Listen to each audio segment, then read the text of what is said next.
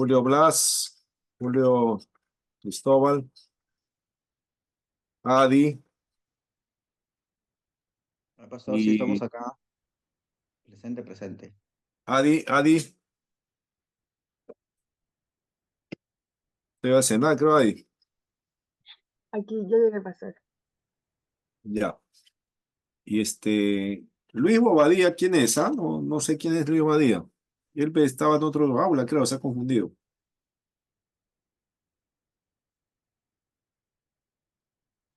Bien, la quinta pregunta, a ver, el quinto, el quinto propósito. Cristian, damos la vuelta.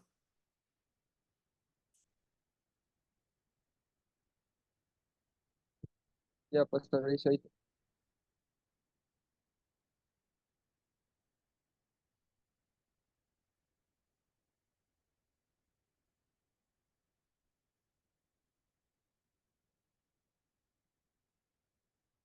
¿Qué dice? A ver.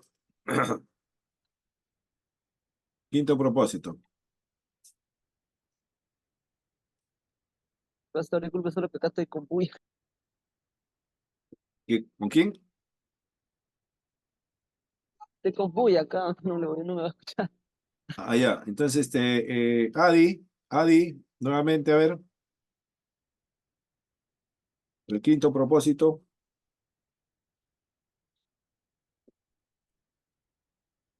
Ya va a ser. El quinto propósito es para que él pudiera ser la cabeza de la nueva creación. A ver, explícanos.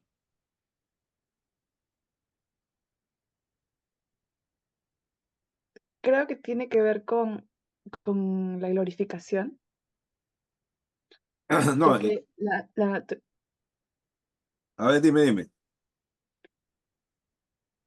ya que la creación tenía la naturaleza, vamos a llamarlo así, corrompida. Entonces, Cristo nos prometió eh,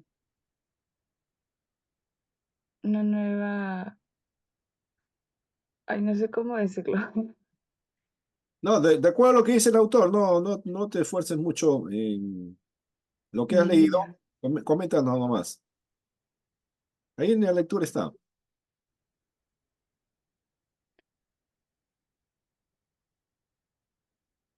Se trata de la nueva creación, pastor, en Cristo Jesús. Todos hemos sido creados, dice, ¿no? Claro, el nuevo nacimiento, ¿no? Se trata del nuevo nacimiento. Como dice Romanos 8:29, dice, ¿no? Ujú. Porque a los que antes conoció, también los predestinó, para que fuesen hechos conforme a la imagen de su Hijo, para que Él sea el primogénito entre muchos hermanos, dice. Así Ujú. es. Sus Claro. amados, ¿no? Ujú. Es el representante de la nueva creación. E- Es la primicia de lo que vamos a hacer. O sea, en Cristo nosotros nos proyectamos a ser como Él. Sí. Él es el ejemplo de nuestra glorificación. Por eso dice que Él es ser la cabeza de la nueva creación, ¿no? Hay una nueva creación. Eh, si hay cielos nuevos y tierra nueva, en esos cielos nuevos y tierra nueva tienen que entrar una nueva creación, ¿no? O sea, si crean un cielo nuevo y una tierra nueva, no puede entrar pues la vieja creación. Tiene que haber una nueva creación. Y esa nueva Efesios, creación, sí, lo dice, diga. sí. Efesios 1:5 lo dice de esta manera, lo dice, en amor habiéndonos predestinados, dice, para ser adoptados hijos suyos por medio de Jesucristo, según el puro amor de su voluntad. Ajá, así es. Perfecto. Está hablando de la creación, ¿no? Bueno, está hablando ahí el tema de la predestinación, ¿no? Ya, está bien. Es el representante de esa nueva creación que Cristo ha logrado para la humanidad, ¿no? Y bueno, tiene que ver con un acto de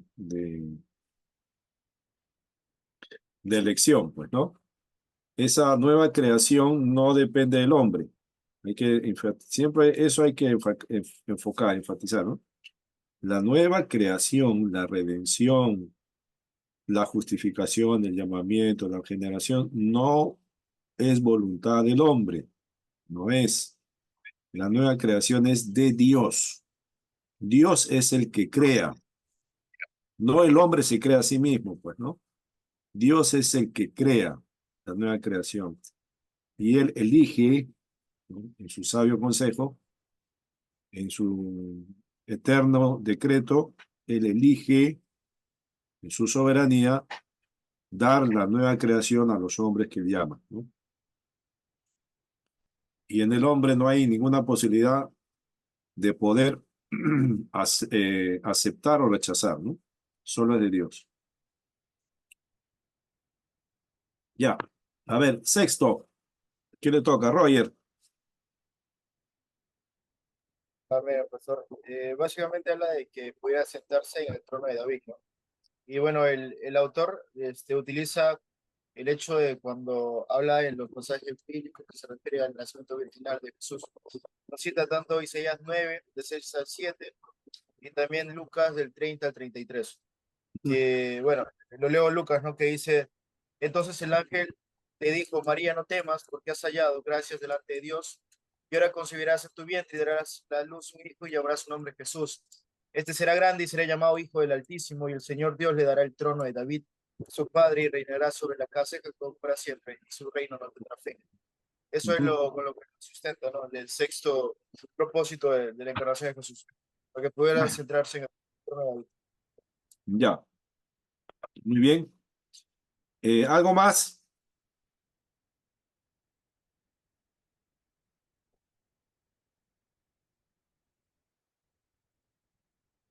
¿Cómo se hará esto? A ver, ¿cómo se hará esto de la profecía del trono davídico, ¿no? Hay un pacto con Dios. David hizo un pacto con Dios y dijo que su trono no iba a quedar vacío, ¿no? Que de la descendencia de David vendría uno a ocupar su trono para siempre, ¿no? Y su reino no tendrá fin. Ahora, eso lógicamente se da el cumplimiento en la encarnación del Hijo de Dios, ¿no? El Hijo se encarnó para que pueda asumir lo que Dios había prometido a David, asumir el trono de David, ¿no? Ahora, ¿en qué momento se da esto de que el Hijo encarnado va a tomar el trono de David? ¿O ya lo tomó?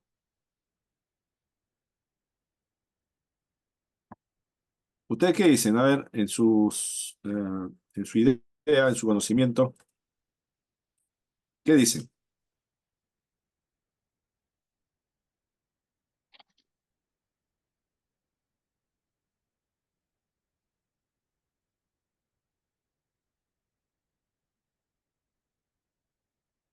Pastor, acá se refiere al Salmo 16, Ujú.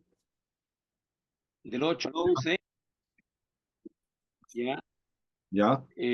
Lo leamos porque Pedro también lo nombra esto en Pentecostés, lo nombra Sí, esto. ajá. Jehová, dice el Salmo 16, del 8 al 11, a Jehová he puesto siempre delante de mí, porque está a mi diestra, no seré conmovido. Se alegró, por tanto, mi corazón, y se gozó mi alma. Mi carne también reposará confiadamente, porque no dejarás mi alma en el Seol, ni permitirás que tu santo vea corrupción. Me mostrarás la senda de la vida, en tu presencia hay plenitud de gozo, de delicia a tu diestra para siempre. Ahora, ¿cómo se cumple la profecía?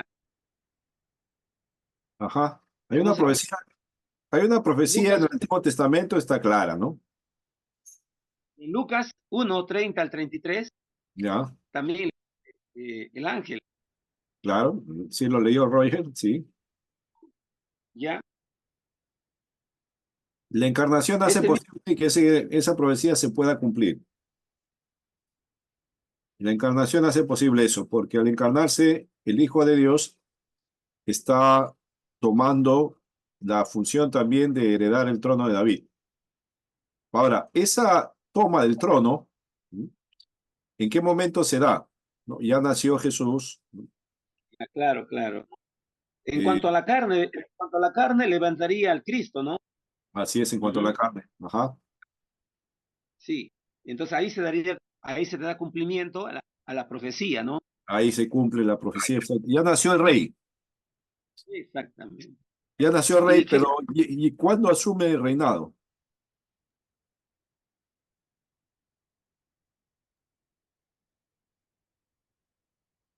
levantar al Cristo, sí. Claro. Jesús antes en Mateo, en los capítulos finales de Mateo, ¿no? Dice, él dice, ¿no? Toda potestad me ha sido dada en el cielo y en la tierra. O sea, en ese momento ya el Hijo encarnado ha recibido todas las facultades para gobernar y reinar sobre la tierra y sobre el cielo. Ya está reinando. Ujú. Algunos consideran dentro de las situaciones escatológicas, ¿no? Un poco su forma de entender esto, es que Jesús va a establecer su reino literal al momento de su segunda venida, El reinado milenial, ¿verdad? el reinado milenial, y que lo va a establecer el trono en Jerusalén, donde va a instaurar su reino milenial, ¿no? Como rey davídico. Y desde ahí va a regir a las naciones, ¿no? Como rey, el rey universal, ¿no? Y que luego, ¿Puedo, ¿no? Sí, adelante. disculpe, pensé que no estaba explicando. Pastor, ¿puedo leer algunos versículos? De repente Sí, sí, pueda servir. diga, diga, En Filipenses 2, ya. 6 dice, quien siendo por naturaleza Dios, no consideró el ser igual a Dios como algo a que aferrarse.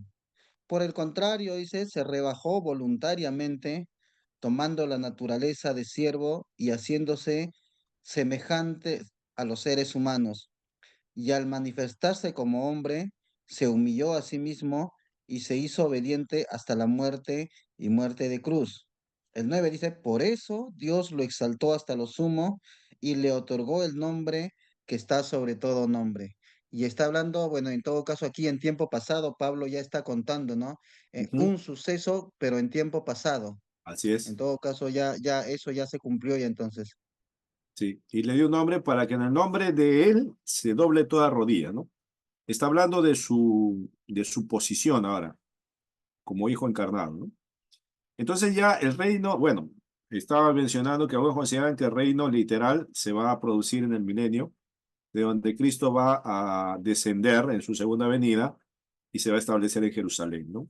En el Monte de los Olivos exactamente, consideran que Jesús va a descender ahí y va a establecer su reino milenial en Jerusalén y desde ahí va a regir a las naciones, ¿no? Ahora, eso es una posición bastante popular, ¿no? En el medio evangélico, ¿no? Bastante atrayente, ¿no? Pero no tiene mucho respaldo, sustento, ¿no? Más bien la doctrina reformada cree que el reinado de Cristo ya está, ¿no? Y él ha empezado a reinar y su reino está en la vida de cada uno de los que creen en él, ¿no? El reino de Cristo se establece en la vida de las personas, ¿no? Ahora, este, bueno, las sectas, ¿no? Tienen otro concepto del reino literal de Cristo, ¿no? Por ejemplo, los testigos de Jehová dicen que Cristo ya está reinando, ¿no? Ya está reinando, pero no reina desde la tierra, sino reina desde el cielo. Y que solamente 144,000 elegidos, ungidos, pueden estar en ese lado o van a estar en el reinado de Cristo mirando, y el resto no. El resto va a estar en la tierra, ¿no? Y esos 144,000 son los que van a gobernar a la tierra y los que van a tener acceso a Cristo solamente. Y los adventistas del séptimo día, por ejemplo, ellos consideran de que Cristo en su segunda venida, como lo profetizó Müller, ¿no? Miller, lo profetizó Miller, iba a regresar en tal fecha, no recuerdo bien la fecha exacta. Creo que al finales de los 1800 y tanto, él profetizó de que iba a venir Jesús, ¿no? Y bueno, llegó la fecha que había profetizado y no llegó, pues, ¿no? Porque nadie sabe la hora ni el día, ¿no? Y luego se rectificó y dijo que se había equivocado, puso otra fecha y segunda vez también se equivocó, pues. Murió Miller, antes de morir, él reconoció que se había equivocado y que pidió perdón. Era de la iglesia presbiteriana, por si acaso, Miller. Había caído mucho en el estudio y creyó la fecha, pues, ¿no? A veces también mucho estudio sin una guía adecuada, ¿no? Nos hace saliendo de las líneas, ¿no? Entonces, murió, pues, se retractó antes de morir, pero los seguidores, ¿no? Como que no simpatizaban con lo que él se había retractado, y aparece su profetisa, pues, la Elena. profetisa Elena White, ¿no? Elena White, Y dice que no, que Miller no se había equivocado, sino que sí, Cristo había descendido, solo que no había aterrizado a la tierra porque no halló fe para poder bajar, ¿no? Y que en el camino se quedó suspendido y en el cielo estableció su reino, su trono. Así que Cristo está en el cielo con su trono ya establecido como rey davídico. Solo que está esperando que haya más fe para bajar, ¿no? Y llevarse a la iglesia, ¿no? Interesante esa señora, bastante creativa también, ¿no? Se puede hacer una película de tipo Señor de los Anillos, La Guerra de las Galaxias, bien creativa. Y bueno, ellos lo que piensan así, ¿no? Los adventistas del séptimo día, sobre el reinado de Cristo, ¿no? Bien, nosotros al contrario creemos que Cristo reina en el corazón de las personas cuando nos arrepentimos, el reino de Dios ya se ha revelado, ¿no? Y que ese reino en su total esplendor, en su, ah, en su eternidad, lo vamos a ver y contemplar en nuestra resurrección y glorificación. Sí, Pastor, ¿me escucha? sí, diga. En el manual que hemos leído de Parrington, Ajá, él hace un comentario en la parte final donde concluye y dice que la segunda persona de la divinidad se encarnó para cumplir la profecía o las promesas que le ajá, fueran hechas a David. así es. Para eso se encarnó también, pues. Propósito, para Entonces, cumplir eso la también profecía. tenemos hay que Ajá, considerarlo, pastor, todo eso también tuvo una finalidad entonces la encarnación, ¿no? ajá, Para la promesa para cumplir a la David, profecía hecha, pues, ¿no? exactamente. Eh, y cuando veamos los oficios de Cristo, ¿no? En su momento, en la lección que nos corresponde, los oficios de Cristo, ahí vamos a ver sobre su oficio real, ¿no? Ahí vamos a comentar un poco más. Bien, la última pregunta. Ahora sí, Cristian, ¿puedes comentar la última pregunta? O el último propósito. El último es el 7, si me no me equivoco. El Sí, último cosa es si no me equivoco, para que él pudiera ser pariente redentor, ¿no?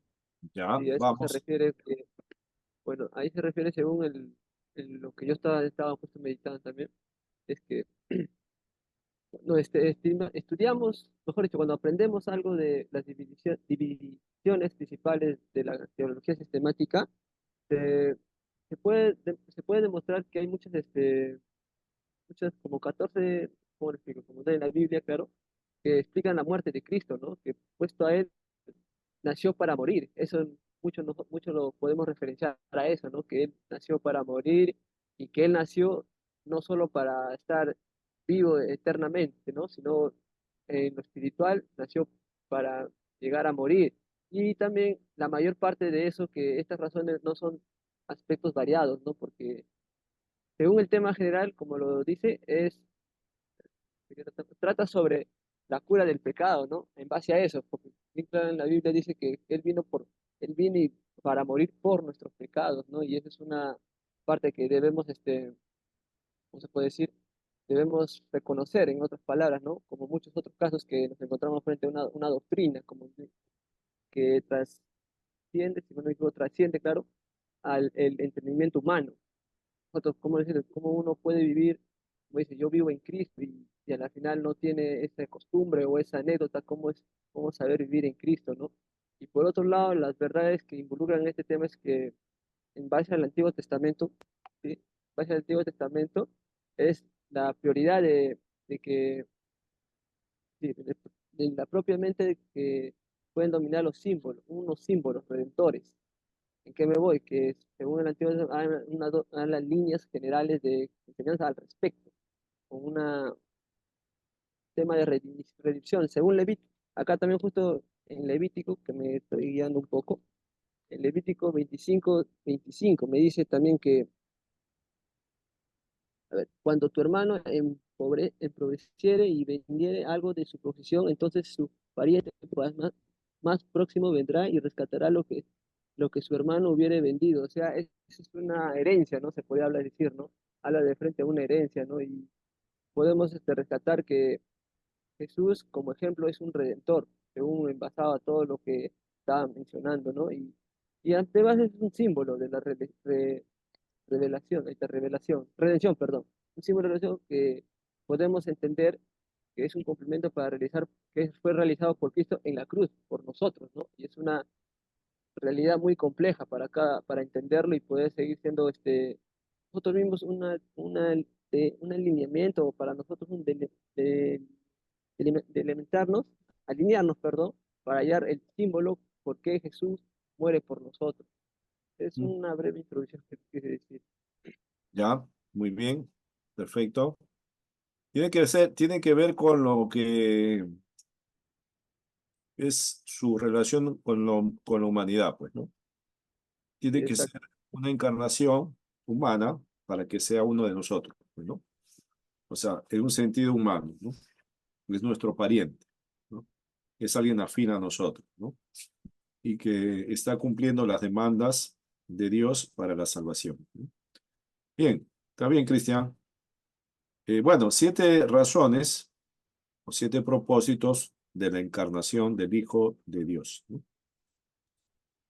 Muy bien, hasta ahí llegó entonces la lectura del tema de la encarnación, ¿no? Espero que haya traído luz a su entendimiento de estos asuntos y bueno, siga leyendo también otras teologías sistemáticas, ¿no? Yo la dejé de Schaffer porque es breve, entendible, ¿no? Pero hay un poco más en otras teologías sistemáticas que puede usted leer, en Gruden también, ¿no? En Berkhoff también me parece que hay algo.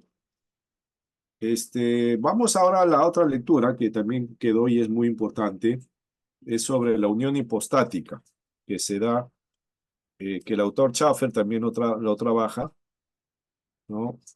Casi al final, ¿no? De la lectura.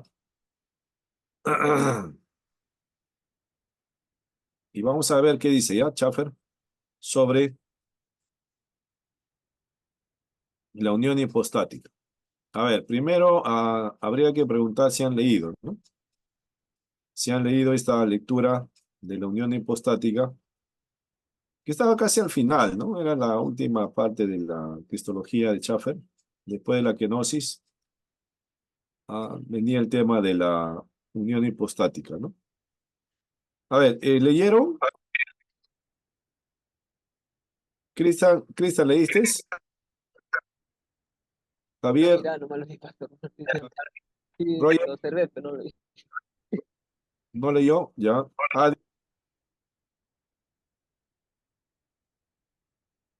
Adi leyó, Julio Blas, Julio Cristóbal, Jorge leyeron sobre la unión hipostática. Era breve también, no era muy larga, ¿no? No era muy larga la lectura. Javier, casi seguida estaba, después de la encarnación, viene la kenosis, creo, y de ahí al final estaba ya la unión hipostática, ¿no?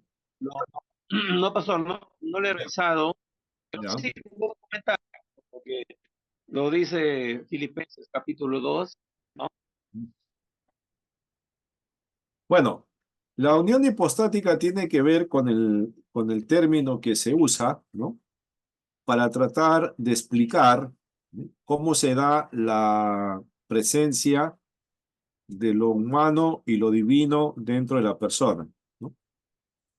Entonces se usa un término, hipóstasis, que significa, pues, en el castellano, dice el autor, el ser o la sustancia de la cual los fenómenos son una manifestación, ¿no?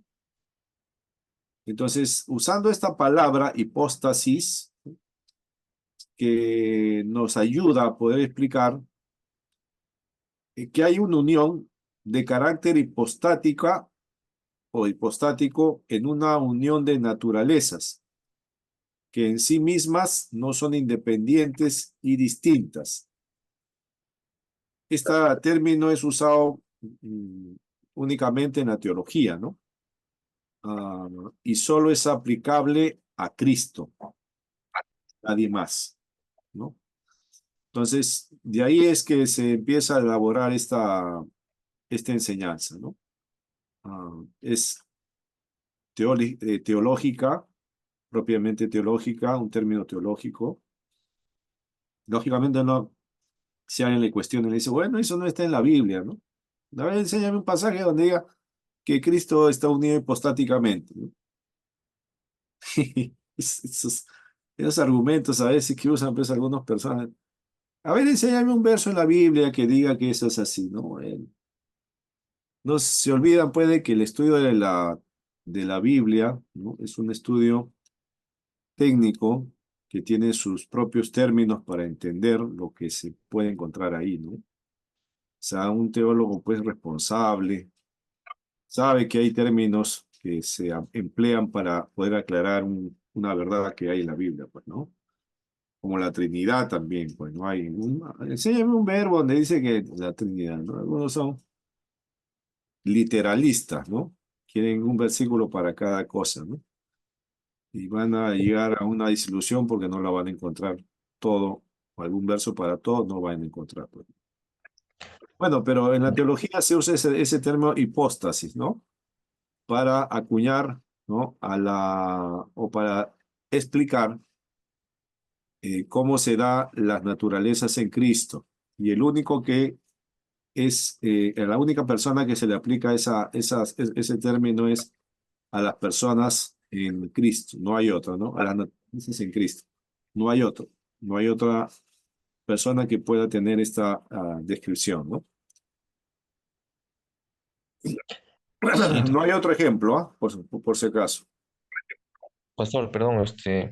no se ha aclarado todavía, muchos no tienen bien definido el concepto de teología, ¿no? Ajá. Muchos piensan todavía que teología es solamente estudiar la Biblia solo, me aparto en mi cuarto, o solamente voy a la Biblia, soy biblista, Ujú, pero, ujú. o sea, ese es un error, ¿no? O sea, el concepto de teología es un poco más amplio, ¿no? Así es. Y me gusta estudiar teología a la luz de la teología histórica, ¿no? A la luz del pensamiento de la iglesia de los 2000 años. Así es. Eso es lo correcto, ¿no? Entonces, para eso implica dedicarle horas al estudio, Claro. fortalecer, ¿no? O sea, la teología reformada en sí es una teología robusta, ¿no? Bien robusta, bien profunda, que Ujú. lamentablemente todavía a muchos no han llegado, ¿no? A compartir esa misma visión, ¿no? Así es. Todavía en nuestra mente todavía tenemos el pentecostalismo, ¿no? O sea, somos presbiterianos de nombre, pero de mente somos pentecostales todavía. Entonces ese es el problema que tenemos que trabajar, ¿no? Sí, Y yo, bueno, yo tomé vergüenza, yo todavía tengo muchas cosas de pentecostal, ¿no? ya Sí, ves. soy presbiteriano, pero todavía cuesta mucho, ¿no? Cuesta horas de sacrificio, levantarse en la madrugada, estudiar, implementar una buena biblioteca, ¿no? Fortalecer la teología, ¿no? Así es. Bueno, Trabajo. la teología tiene que ver pues con el estudio de Dios en sus diferentes momentos, a través de la historia, ¿no? O sea, nosotros venimos de una reflexión de otros que reflexionaron, ¿no? y estamos heredando esas reflexiones y estamos contextualizándolas, quizás incorporando algo también, ¿no? En reflexión propia. Pero sí, hay una teología que se hace a partir de la Biblia, ¿no? La teología bíblica, que es un campo de la teología, ¿no? Pero también hay otra teología, ¿no? La teología a través de la revelación natural, ¿no? Que es insuficiente, ¿no? Pero que nos aporta también algo acerca de Dios, ¿no? Es importante considerar eso, ¿no? La teología de otros en la historia, ¿no? Por ejemplo, la teología patrística también, ¿no? También nosotros tomamos de ahí con cuidado, pero también tomamos, ¿no? Y así, ¿no? Es bastante amplio, ¿no? A ver, también usamos argumentos ontológicos, ¿no? Del ser, eh, argumentos empíricos, ¿no? De la experiencia también, ¿no? O sea, hay varias cosas, varias cosas. Sí, Y filosofía también, pastor, ¿no? bien, Filosofía, la buena, la buena. claro, la filosofía honesta, ¿no? Ya, Javier, ¿estás usando, quieres levantar la mano? Sí, pastor, quería Sí. participar con respecto a la unión hipostática, A ver, dígame. pero para eso debemos siempre tener en cuenta el concilio de Calcedonia, donde la clase pasada ya puesto Ajá. algunas bases, habíamos puesto unas bases, ¿no? Donde, ¿cómo se llama? Muchos se levantaron negando la persona de Jesucristo. Ya lo habíamos visto, pero hago mención solamente esto para entender, ¿no? Acerca, en Cristo hay una sola persona con dos naturalezas. Eso tenemos que entenderlo. Claro, como usted dijo, la palabra hipostática no lo encontramos en la Biblia, pero si revisamos el Concilio de Calcedonia, ¿no? Los padres de la fe, ¿no? Ponieron como base para custodiar, ¿no? El principio bíblico de la deidad de Cristo. Entonces, en una sola persona hay dos naturalezas. Entonces, ¿qué es unión hipostática? Podemos decir. Se trata, ¿no? Lo que el Concilio de Calcedonia lo dice, pero por unión hipostática podemos entender una unión que no solo es personal, sino se realiza precisamente en el núcleo mismo de la persona. Ujú, ujú. Está Entonces, bien. ahora bien, la unión de dos naturalezas, ahora entendemos por naturaleza al conjunto, ¿no? De elementos y propiedades esenciales que hacen un ser. Entonces, eso es muy importante entender, pastor, para poder comprender qué es la unión hipostática. A Ujú, veces desde el púlpito podemos usar esta palabra, pero luego en un estudio hay que desmenuzarle para que la congregación pueda entender. ujú, ujú. Entonces, Claro. lo que yo quisiera terminar y tengamos en cuenta que la personalidad no es un elemento más de la naturaleza, sino el sujeto de atribuciones y responsabilidades del ser. Eso es lo que quería contar, pastor. Ya, sí. La unión apostática trata de eso, ¿no? ¿Cómo se puede dar la unión de dos naturalezas en una persona? ¿Mm? Ujú. Lo divino y lo humano. Lo divino ya está demostrado. Exacto. El Hijo de Dios encarnado fue divino y el Hijo de Dios encarnado fue humano. Igual Amén. humano, igual divino. 100 y 100. Está ya demostrado eso. Ya hemos argumentado y todo, ¿no? Ahora, esas dos personas, dos naturalezas coexisten en una sola persona. Ahora, esas naturalezas de esa persona son naturalezas que no se confunden, ¿no? No se, no se confunden, no se alteran y están preservadas cada una de ellas. O sea, ninguna mengua para que la otra siga, sino las dos se mantienen preservadas igualmente. No se confunden, no se subordinan, no se sujetan, no se absorben una con otra, sino mantienen su distinción claramente la una de la otra, en una sola persona. Entonces, y la unidad se da en esa persona, ¿no? Esa es la unión hipostática para poder explicar, ¿no? En manera sencilla a la persona de Cristo, ¿no? En su unión de las dos naturalezas. Ahora, esta doctrina, ¿no?, está reafirmada en la Escritura y también en los credos de la Iglesia a través de la historia. Por ejemplo, ya lo citó muy bien Javier, citando al credo de Calcedonia, que lo vimos también en la clase que nos correspondió de las herejías, ¿no? Cuando se esforzaban algunos por defender la humanidad y descuidaban la divinidad o la negaban, ¿no? Y otros por defender la divinidad negaban la humanidad o la descuidaban, pues, ¿no? Y otros hacían una confusión de las naturalezas, que la absorbía uno, el otro la sujetaba, ¿no? La otra la ignoraba. Entonces, todas esas herejías ya fueron corregidas y censuradas en el siglo V después de Jesucristo en el Concilio de Calcedonia, que dice así, y con eso vamos terminando, ¿ya? Le voy a decir lo que dice el Concilio de Calcedonia para que usted lo recuerde. Es un credo, ¿ya? Es un credo, una confesión, y nosotros creemos esa confesión. Como Iglesia Reformada creemos esa confesión y la aceptamos, la enseñamos y la defendemos. Nosotros, entonces, siguiendo a los santos padres, todos con el mismo consentimiento, enseñamos a los hombres a confesar a uno y al mismo Hijo, nuestro Señor Jesucristo, el mismo perfecto en divinidad y también perfecto en humanidad, verdadero Dios y verdadero hombre, de un alma capaz de razonar y un cuerpo consustancial, coesencial con el Padre, conforme a la divinidad, y consustancial con nosotros conforme a la humanidad.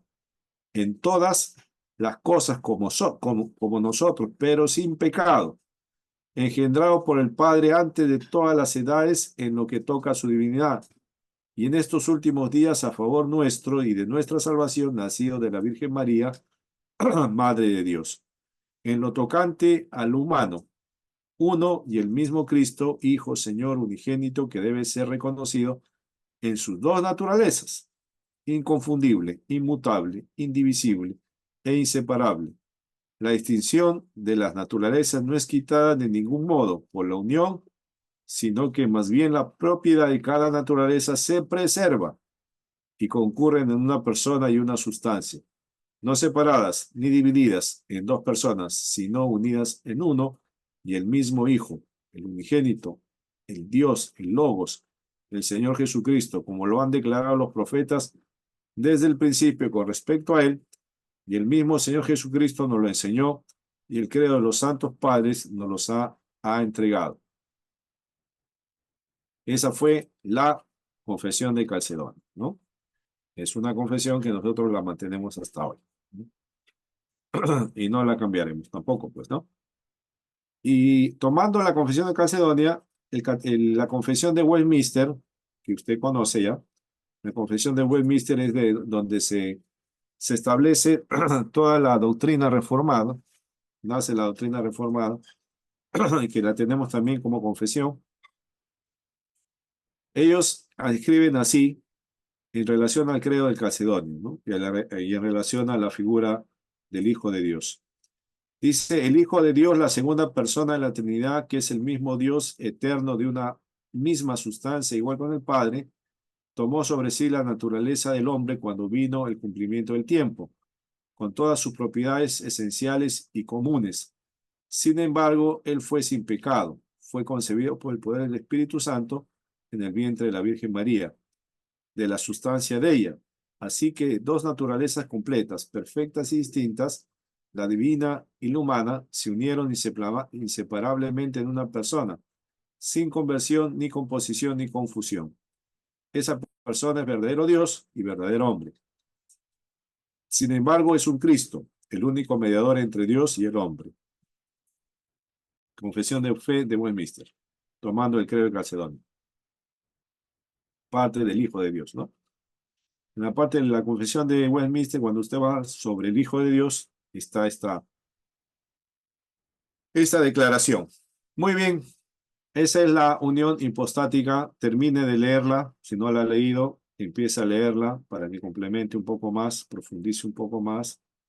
Y estudie, lea, no se relaje, lea, estudie, que los tiempos ya están llegando a su fin, ¿ya? Ya los días se acortan. Estamos como en los días de Noé.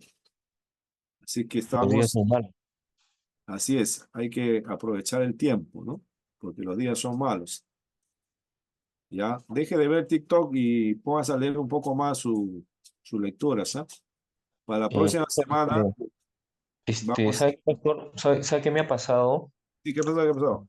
Lo que pasa es que yo yo quería comprar esos libros que usted ya había puesto, ¿no? Lo que Ya. pasa es que yo me acostumbro más a leer en papel, ¿ah? No, casi no me gusta leer en digital porque en el libro en papel yo puedo subrayar, puedo anotar y así lo tengo en mi biblioteca, ¿no? Ah, ya, Entonces, pucha, he tenido, económicamente está un poco mal, entonces ya, yo quise comprarlos en físico, ¿no? O imprimirlos, pero el formato que me enviaron de los PDF no estaba tan apto para poder imprimirlo. ya, Entonces, yo me fascino mucho con el libro impreso, ¿no? En el digital casi no le tengo costumbre, ¿no? Entonces me he quedado así, estuve leyendo Schaffer en digital, como que no me adaptaba tanto. te Lo cansa, demás, pues, sí, pues no me adapto mucho, ¿no? ya, Entonces, por eso no he podido, ¿no? Avanzar, he avanzado un poco lento, ¿no? Pero ya, tengo mis libros de otros temas que siempre los leo temprano en la madrugada. Sí, pero estos temas, los otros de Cristología, sí, solamente lo he tenido todo en digital, ¿no? ya, Sí, ya, por está eso bien. no he avanzado. Pero sí voy a tratar de avanzar. Y un Lo poco que sí despacio.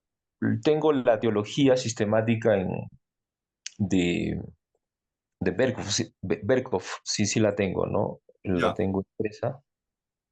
Entonces ahí Sí, podría Sverkov tomar algunos elementos de el Hijo de Dios, ¿no? sí, Creo que Berkov también trata un poco de la unión hipostática. sí lo voy a Entonces revisar. puedes tomar algo de la lectura, ¿no? Pero Berkov también es bastante. Yo le dejé Schaffer porque también es un teólogo sistemático, clásico, antiguo, ¿no? Pero que trabaja bien el tema, ¿no? Para que conozcan otros autores también, pues, ¿no? Y comparar lo que ellos dicen también. Sí, la metodología está bien porque tiene que haber una variedad, ¿no? Para Ujú. buscar la unidad ahí. Sí, Ahora, entonces, tenemos otra lectura, ¿no? Les había dejado sobre Schaffer, ¿no? El Hijo de Dios y el Hijo de Dios en su encarnación, ¿no? Pero había otra lectura de Garrett, de James Leo Garrett, ¿no? De teología sistemática también, eh, donde habla también del capítulo 39 al 45 de la página 557 a 669, ¿no? Eso también les envié en PDF, ¿no? Traten de leerlo porque complementa lo que estamos hablando ahora de la persona de Cristo, ¿no? Sobre su humanidad y su divinidad, ¿no? Para la próxima, la otra semana, ¿no? Vamos a entrar al tema de los estados de Cristo, ¿ya? Los estados de Cristo y luego en su siguiente semana vamos a hablar sobre los oficios de Cristo, ¿ya? Sobre esto vamos a trabajar el tema de Berkov, ¿no? Berkov nos va a ayudar, así que vaya leyendo las páginas que se mencionan ahí en el sílabus. Páginas 394 a 435 y 482 a 488.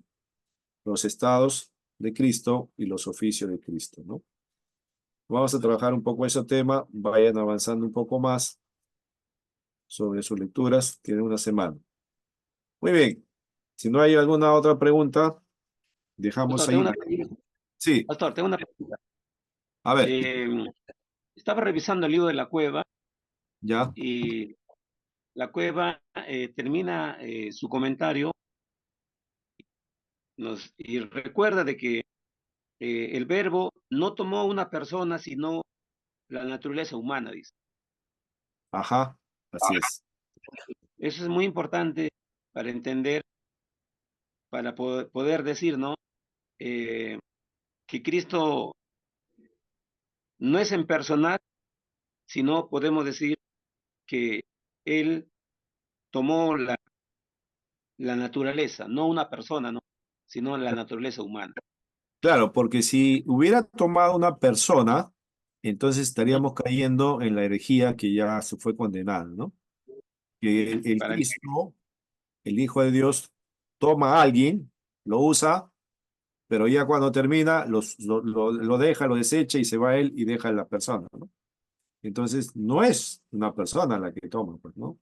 Efectivamente toma la naturaleza, que es parte de él mismo, pues, ¿no?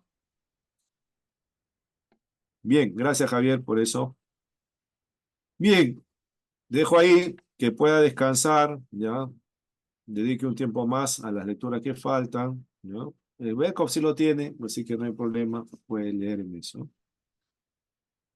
Oramos para terminar, si no hay ninguna otra observación, nada. Y voy a pedirle a Julio que pueda terminar con una oración de despedida para ir a dormir tranquilos, que no haya pesadilla, podamos descansar y mañana a trabajar y estudiar.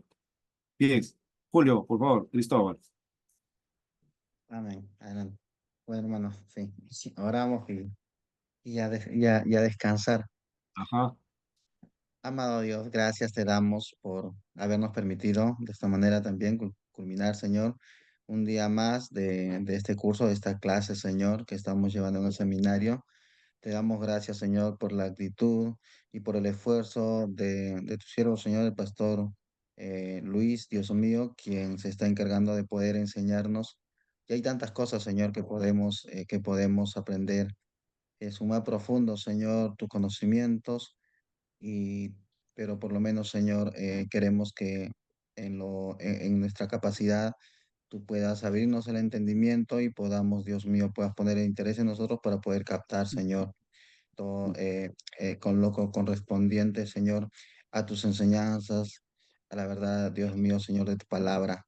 Dios mío, gracias por cada uno de mis hermanos que hemos estado en este tiempo, Señor, y que sigamos esforzándonos cada día, Dios mío, sigamos prestando atención y obedeciendo, Dios mío, Señor, cumpliendo con las tareas también que nuestro pastor nos está encomendando, Dios mío. Podamos reunirnos la otra semana de esa misma manera, Señor, y Dios mío, todo esto, Señor, creemos que va a ser es para la gloria y honra tuya y para el beneficio, para la expansión de tu evangelio, Señor. Ahora sí, Señor, que terminamos, que podamos descansar y nos podamos, Señor, retirar en bendición, papá. En el nombre de Jesús. Amén. Amén. Gracias, Julio. Nos vemos, cuídense. Amén. bendiciones. Dios los bendiga, hermano. Bendiciones, pastor. Bendiciones, hermanos. Chao. Eh, Chao. bendiciones, compañeros.